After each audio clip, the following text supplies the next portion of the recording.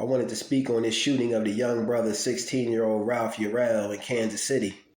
According to some court documents, the 85-year-old Andrew D. Lester told police he was in fear someone was breaking into his home, and that the last thing he wanted to do was shoot somebody, but he was scared to death when he seen Ralph Yarl's size. Authorities say that there is no indication that any words were exchanged between the two before the gunfire even happened. Ralph mistakenly knocked on the wrong door looking for his younger siblings. They say Andrew D. Lester shot him through the glass screen door. According to Ralph's aunt, this racist piece of crap Andrew saw her nephew and shot him in the head, and when he fell down, he shot him again. According to Ralph's own words, this piece of crap Andrew Lester told him, "Don't come around here." That's the problem with these race soldiers and white supremacists. They think they own everything and want to try to keep black people out, like we can't come around or go in certain parts as if they're the owner of every part of the planet. Crazy. According to Ralph Yarl's aunt, he was able to run for help, but turned down twice after the shooting. Crazy. And when he was finally able to find help at the third house, he was told to put his hands in the air and get on the ground, treated like he was a criminal. Most times when you're black, and this is the part that they're not going to tell you, you're treated as a criminal until proven otherwise, which is crazy.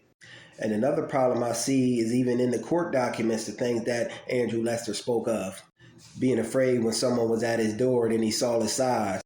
No, you're just afraid every time you come in contact with a black person, but especially a black male. And you use that as an excuse, your fear to kill and harm our people. But this 84-year-old piece of crap, Andrew Lester, still isn't in custody.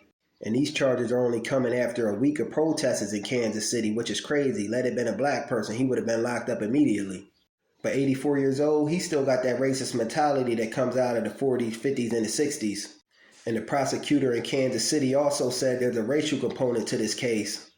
But they say the young brother will be affected by this permanently. He suffers from a cracked skull, traumatic brain injury, and post-concussion syndrome, to name a few.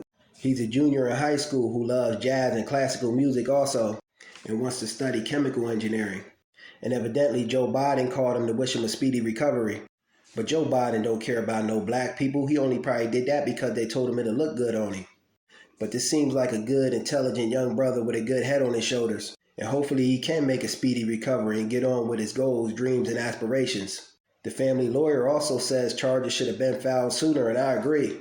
And once again, prayers and blessings up for Ralph Yarl. But hopefully the family gets justice soon, fast, and in a hurry, and this piece of crap gets everything he ought to get, the maximum. Peace.